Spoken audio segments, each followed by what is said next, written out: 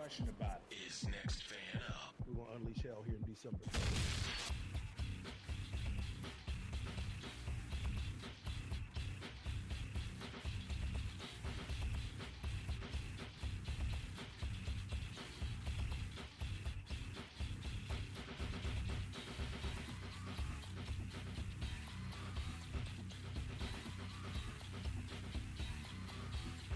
Oh, hey, it is I, Josh, your Detroit Lions super fan, and also known as the host of Saturday Morning Fantasy Football here on the Next Fan Up podcast, powered by Fantrax.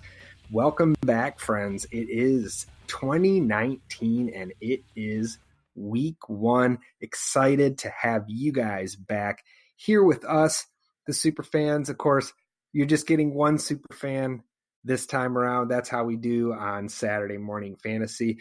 But I did stick to the theme of bringing on a special guest with us every week. And speaking of the theme, we're actually changing up the theme just a little bit. We asked all of our guests last season what their favorite breakfast cereals were.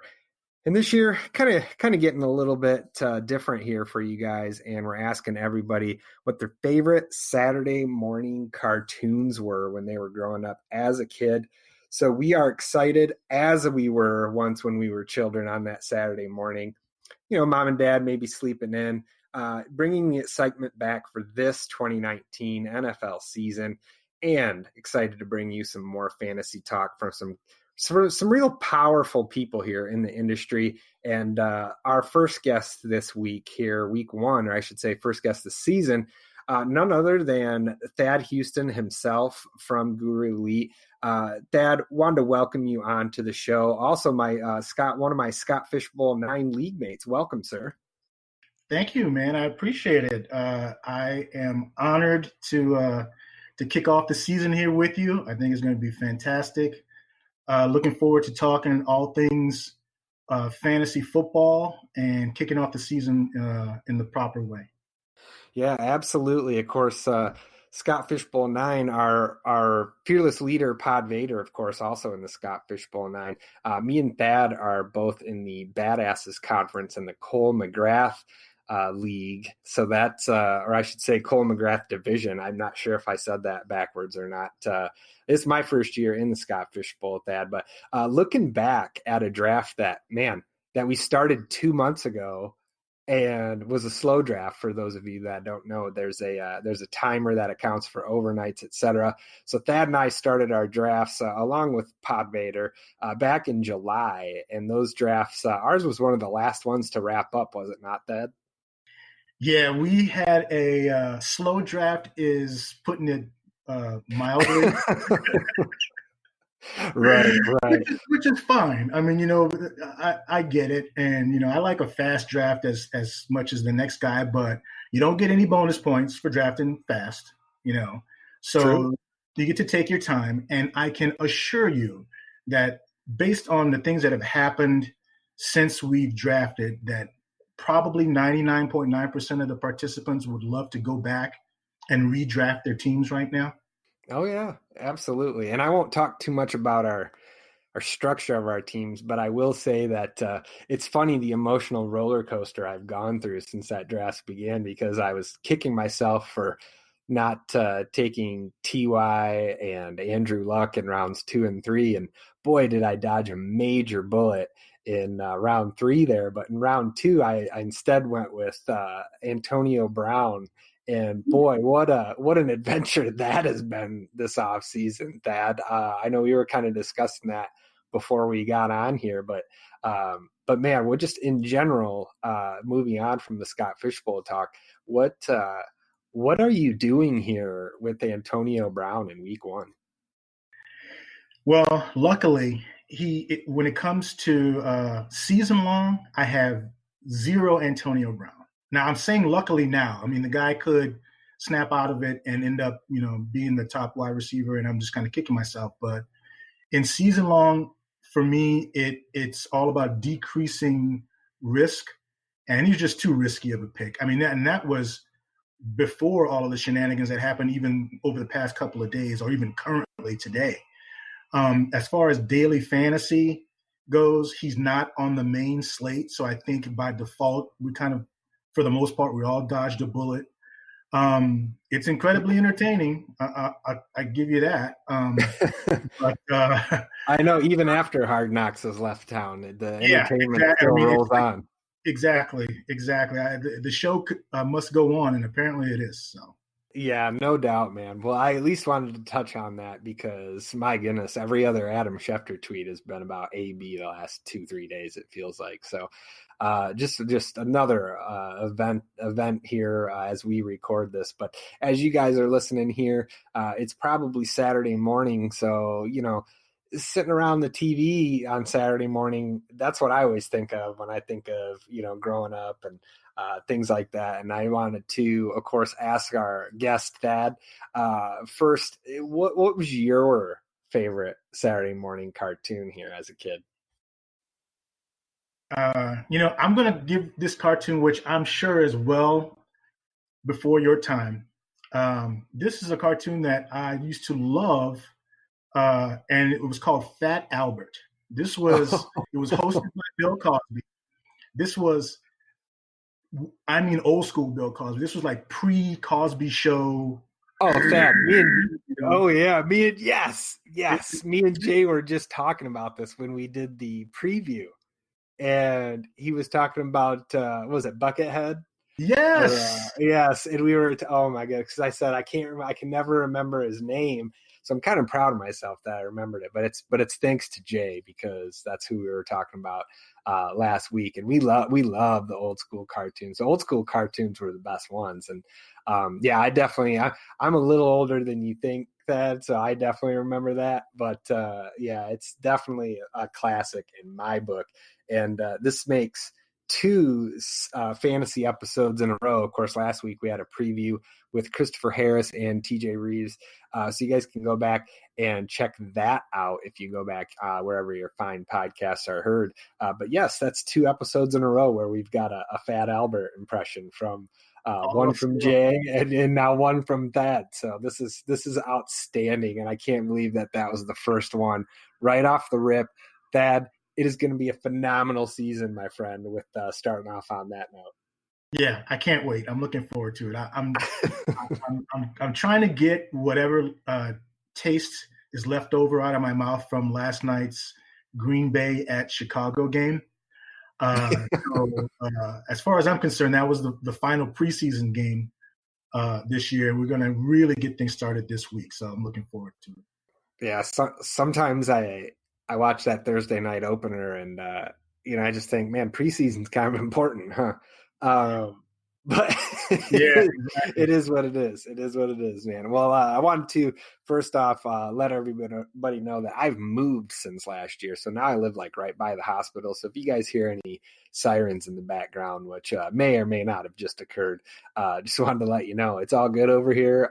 Just living a little close to the hospital these days. But anyway, wanted to first, before we dive in, Thad, just where can everybody find you out there on Twitter, and let us know what you're working on, my man? My Twitter handle is rad_Thad, the number 1. And you guys can find me at Elite Fantasy, hanging out there with my crew, putting out a lot of content throughout the week, still doing MLB content and overlapping with NFL content. I'm sure once the season kicks off, we'll be eager for NBA content to come out. If this past Thursday is any indication. So, check me out over there with my buddies at Elite Fantasy. Fantastic, man. How did MLB treat you this year? So far, so good. I'm a late bloomer when it comes to MLB. So I usually hit my stride pretty late in the season, especially when people get distracted by football. So I'm kind of, holding my own right now. So far, so good. Excellent. Well, we will transition from the former pastime of America to the current pastime of America, which is now the NFL. And more specifically here, fantasy football, my friends. So we thank you. That's why you're here.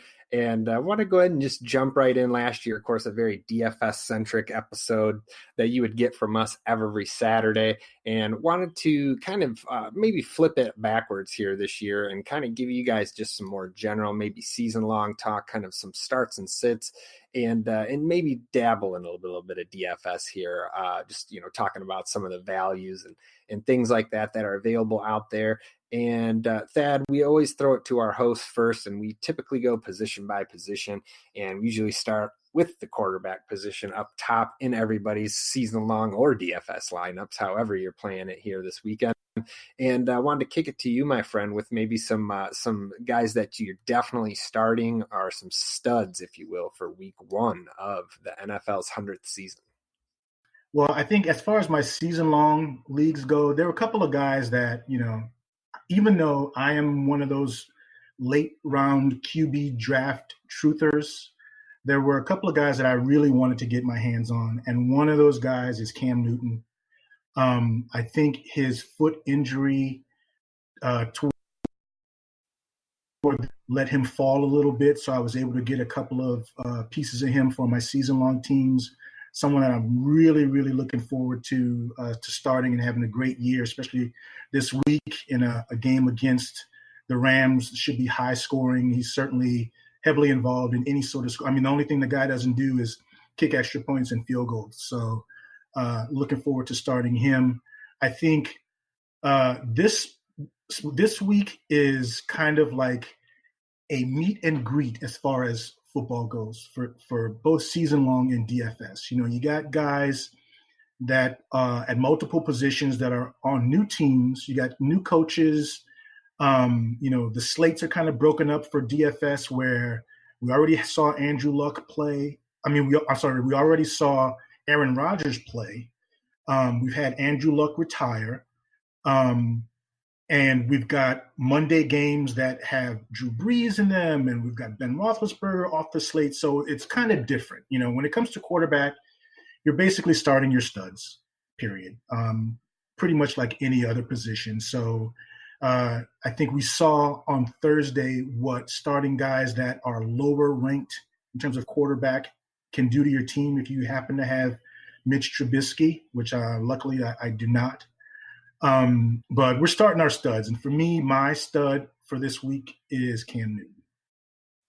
Fantastic. Yeah, definitely know what you mean. That injury definitely opened up a nice buy low window here back around the third weekend of August. And that's when I personally scooped him in a couple drafts as well, and really like that call. Wanted to kind of throw out a guy in that same game that I'm not super high on because of something I just noticed recently, and that's Jared Goff, a guy that I won't be playing in DFS. I don't own any season-long shares of Jared Goff, but I'm probably going to be laying low and not playing Goff this weekend in DFS. And that's just basically because I've noticed some home road splits that just seem to be very unattractive, and these really kind of popped out at me. Of course, they're going to be at Carolina, and that defense is looking pretty good. Of course, with the addition of Brian Burns, definitely think that that's going to kick up the talent level on Carolina's defensive side of the ball there. But I do expect this game to still put up a fair share of points here. Like you mentioned, it should be pretty high scoring. And I wouldn't be surprised to see Carolina take this one with a subpar effort from Jared Goff. Anybody that you're avoiding or steering clear at the QB position? Yeah, I think I am going to avoid the early preseason darling of Kyler Murray. And it doesn't have anything to do in terms of like his preseason performance or anything. It's just rookie quarterbacks, just like any other rookie position, are very volatile. Playing for an Arizona Cardinals offense who admittedly kept everything under wraps this preseason. These guys said that they didn't really want to show us anything that they were going to do. He's playing behind one of the worst offensive lines in the league. He's going to have to do a lot of running by default if he wants to stay alive. I think he has a lot of upside. I do